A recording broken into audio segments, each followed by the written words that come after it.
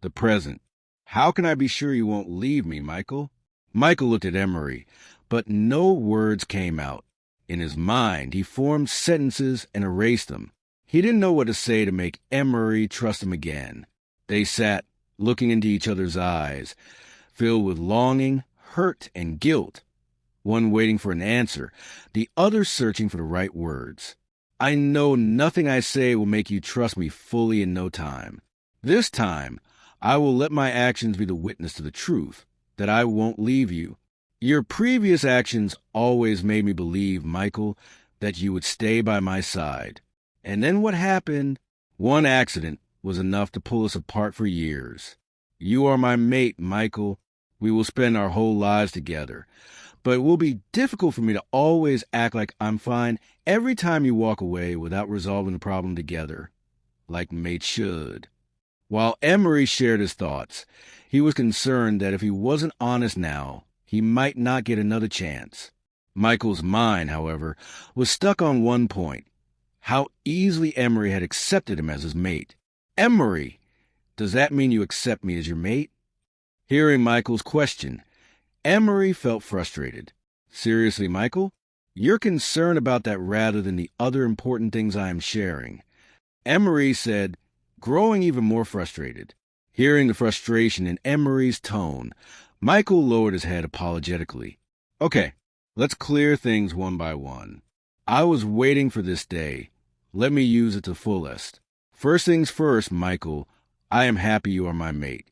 I always wish my mate would be like you, or maybe secretly hoped it would be you. We were always compatible. I love spending time with you. I love how you understood me and took care of me. And so, I have no interest in denying our fate or going against it.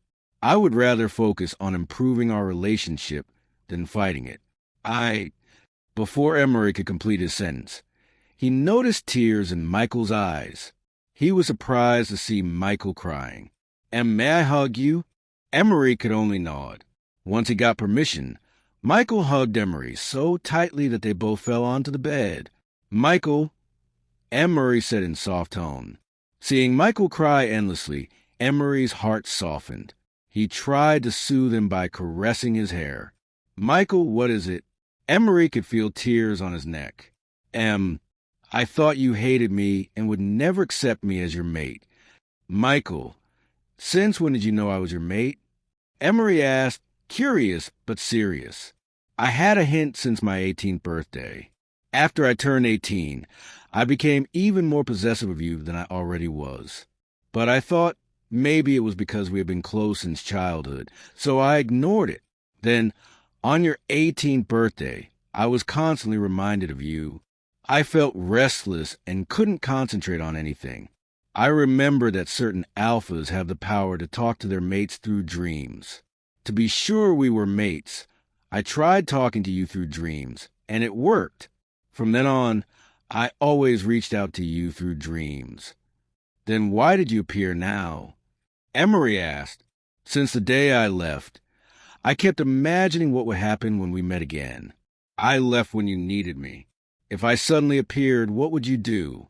Honestly, I was ready to be rejected. But every day, I tried to find the courage to stand in front of you, even if you rejected me. Finally, when I gathered that courage, I came to meet you. Before Michael could finish, Emmery hit his shoulder hard. Ouch! Why did you hit me? Michael said, wincing in pain, while Emmery looked red with anger. You left without a word. Thinking my accident was your fault, but it was that stupid drunk driver's fault. Before he could continue, Michael tried to interrupt, but Emmery shot him an angry look, silencing him. Then somehow you forgot there is something called a phone, which you could have used to reach me. Instead, you used your dream power to contact me, which I admit is romantic, but that's beside the point. Then you assumed I hated you and wouldn't meet you. Michael, seriously, are you a kid? Do you have zero knowledge of communication? How do you even run a business? Because of your assumptions and unnecessary guilt, we lost years together. I miss my friend, my confidant, and my love. And you know the worst part? You had my parents to inform you about me. But what about me? You stopped everyone from telling me about you. Thank goodness your family is so kind that they would secretly tell me bits and pieces about you when we talked. I couldn't always ask them. I didn't want to burden them because of our problems.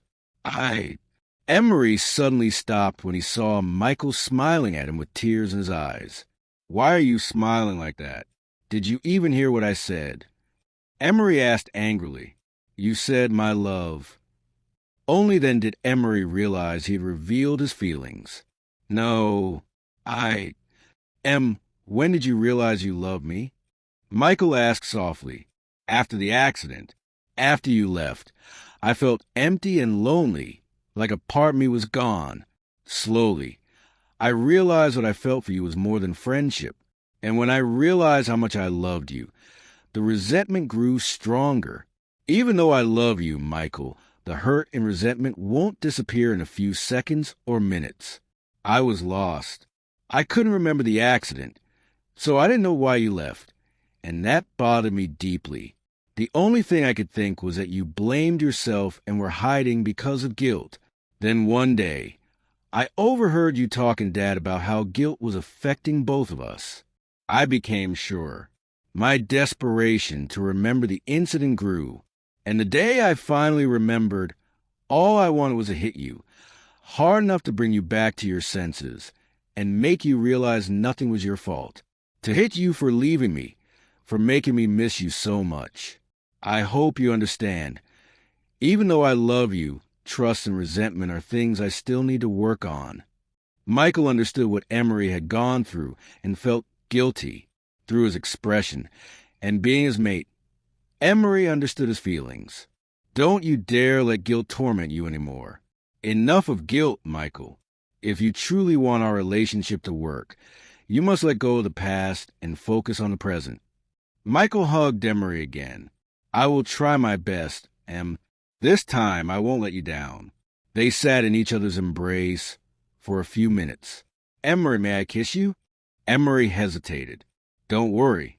I won't kiss you on the lips. Only when I gain your full trust. Hearing Michael's words, Emmery's heart fluttered, and he nodded. Michael placed both hands on Emmery's cheeks and gently pulled him closer, planting a soft kiss on his forehead. They got lost in each other's eyes. But their moment was interrupted when a maid came to call them for dinner. They both looked away and laughed softly. Let's go. Everyone must be waiting for us. I guess they gave us time to talk things out, Michael said, getting off the bed. I think so, too, Emmery replied with a small laugh. Together, they went downstairs to join both families for dinner.